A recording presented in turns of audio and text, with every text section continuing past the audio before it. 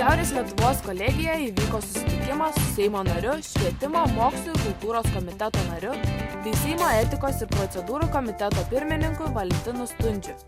Susitikimo metu buvo kalbama apie studentams aktualius klausimus apie Lietuvos švietimo ateitį.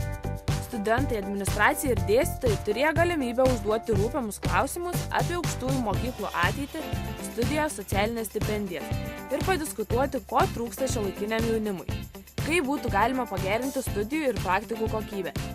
Susitikimas buvo turiningas ir informatyvus. Kiekvienas galėjo išsakyti savo nuomonę apie švietimo ministerijos veiklą ir tuo pačiu pasiūlyti idėjas tobulesniam jos vystymuisi.